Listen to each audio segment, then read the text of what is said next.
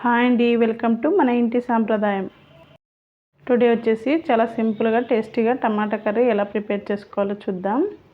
ముందుగా స్టవ్ వెలిగించి కడాయి పెట్టుకొని అందులో ఒక 2 టేబుల్ స్పూన్ వరకు ఆయిల్ వేసి అందులో జీలకర్ర, ఆవాలు, కరివేపాకు, ఎండుమిర్చి వేసి కొంచెం ఫ్రై అయిన తర్వాత అందులోకి మినపప్పు వేసుకోవాలి 1 టేబుల్ స్పూన్.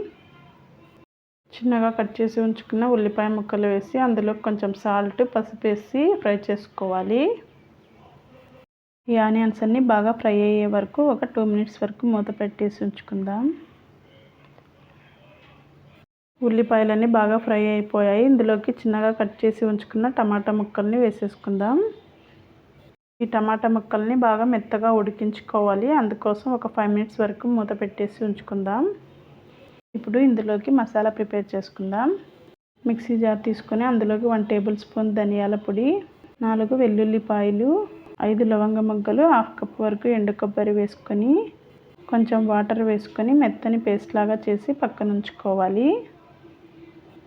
చూడండి, టమాటా ముక్కలన్నీ బాగా ఉడికిపోయాయి. ఇప్పుడు ఒకసారి బాగా మిక్స్ చేసుకొని ఇప్పుడు ఇందులోకి 1 టేబుల్ స్పూన్ వరకు కారం.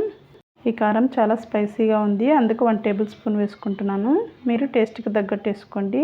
అదేవిధంగా సాల్ట్ వేసుకొని బాగా ఫ్రై చేసుకోవాలి. ఈ విధంగా ఫ్రై చేసుకున్న తర్వాత మనం ముందుగా మిక్సీ పట్టి ఉంచుకున్న మసాలాను వేసేసుకుందాం. మిక్సీ జార్లో ఉన్న మసాలాను కూడా కొంచెం వాటర్ వేసి ఇందులో కలిపేసుకుందాం. ఈ మసాలా అంతా టమాటా ముక్కలకి పట్టే విధంగా ఒక 5 మినిట్స్ మూత పెట్టేసి ఉంచుకుందాం. ఒక 5 మినిట్స్ తర్వాత చూడండి, చాలా బాగా ఉడికిపోయింది. మిక్స్ చేసేసుకొని ఇందులో కొంచెం కొత్తిమీర యాడ్ చేసుకొని స్టవ్ ఆఫ్ చేసుకోవడమే. చాలా సింపుల్గా చేసేసుకోవచ్చు టమాటా కర్రీని. ఈ వీడియో మీకు నచ్చినట్లయితే లైక్ చేయండి, షేర్ చేయండి, సబ్స్క్రైబ్ చేసుకోండి. Thank you for watching.